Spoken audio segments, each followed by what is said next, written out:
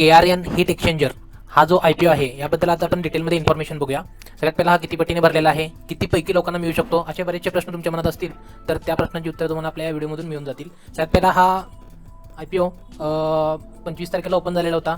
27 तारीख म्हणजे आज हा क्लोज झालेला आहे संध्याकाळी 5 वाजता. त्यानंतर जे बेसिक अलाइनमेंट जे येणार आहे ते 30 तारखेला येईल, कारण मध्ये शनिवार रविवार असल्यामुळे. त्यानंतर रिफंड येईल त्याच्या दुसऱ्या दिवशी म्हणजे 1 ऑक्टोबरला. त्याचबरोबर तुमच्या डिमॅटमध्ये शेअर ट्रान्सफर केले ते पण 1 तारखेला आणि लिस्टिंग होईल 3 तारखेला, म्हणजे पुढच्या गुरुवारी याचं लिस्टिंग होईल. आपण IPOची साईज वगैरे बघूया. तर सगळ्यात पहिला यांची फेस व्हॅल्यू 10 आहे, जी चांगली आहे. त्यानंतर प्राईस बँड जी ठेवली आहे ती पण बेस्टच आहे. त्यानंतर लॉट साईज म्हणजे एका लॉट जरी अप्लाय केला असेल तर तुम्हाला 65 शेअरमध्ये मिळू शकतात. टोटल इश्यू साईज आहे. त्यानंतर खाली दोन्हीकडे पण लिस्टिंग होणार आहेत. हे सगळ्या महत्त्वाच्या गोष्टी तुम्ही इथं वाचू शकताय. त्यानंतर आपण महत्त्वाच्या गोष्टी बघूया खाली ज्या असतील त्या इथं. तर सगळ्यात पहिला रिटेलसाठी एक लॉट ते तुम्ही इथं मिनिमम 1 लॉटसाठी ते जास्तीत जास्त 13 लॉटसाठी अप्लाय करू शकत होता. त्यानंतर HNI कॅटेगरीमध्ये स्मॉल HNI कॅटेगरीमध्ये 14 लॉट ते 69 लॉटपर्यंत तुम्ही अप्लाय करू शकत होता आणि बिग HNI कॅटेगरीमध्ये 70 लॉटसाठी तुम्ही अप्लाय करू शकत होता. तर हे अप्लाय कसं करायचं होतं ते आपण इथं बघितलं. आपल्यासाठी सगळ्यात महत्त्वाची गोष्ट आहे ती म्हणजे हा एक 2024चा यांचा एक डेटा आहे. यामध्ये त्यांनी म्हणजे 2024चा यांचा रिझल्ट आहे. तर कंपनीकडे असेट्स आहे 258 करोडचे. त्यानंतर रेव्हेन्यू कंपनीने जो जनरेट केलेला होता तो होता 313 करोडनी. त्यानंतर प्रॉफिट आफ्टर टॅक्स 39 करोडचं प्रॉफिट आहे. नेटवर्थ आहे 131 करोड आणि टोटल यांच्यावर बोर्विंग आहे 59-60 करोडच्या आसपास. मग याच्या पलीकडचा डेटा तुम्हाला इथं खाली दिलेला आहे.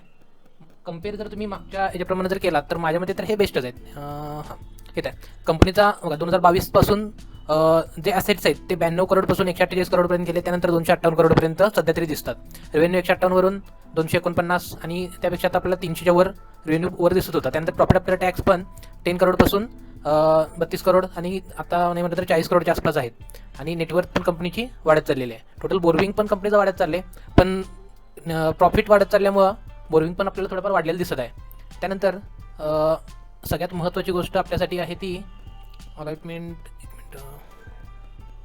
एक मिनटं आपण जाऊया सबस्क्रिप्शन डेटामध्ये. तर यामध्ये तुम्हाला दिसेल की किती पटीनं हा सबस्क्राईब झालेला आहे. तर टोटल 212 पटीनं हा IPO सबस्क्राईब झालेला आहे. मग बऱ्याच जणांना असं वाटेल की 212 पैकी एकट्याला मिळणार काय, तर तसं नाही आहे. कारण त्यामध्ये बिग HNI कॅटेगरी आणि स्मॉल HNI कॅटेगरी पण असणार आहे.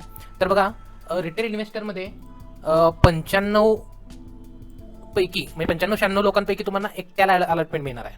कारण हा याचा GMP जो आहे ना तो 122% सध्या तरी दाखवतो. त्यामुळं याला भरपूर लोकांनी अप्लाय केलेला आहे. आणि 95 लोकांपैकी जर तुम्ही सिंगल लॉटनी अप्लाय केला असाल तर 95-96 लोकांपैकी तुम्हाला एकट्याला हा IPO मिळू शकतो. एक मिनिट तुम्हाला GMP पण दाखवतो. हे याची GMP चालू आहे 122% हा अप आहे. म्हणजे 220ची प्राईस आहे. 270 रुपये एक्स्ट्रा म्हणजे हा लिस्टिंग होईल 290च्या आसपास. त्यामुळं याची GMP बघूनच बऱ्याच लोकांनी अप्लाय केलेला असेल.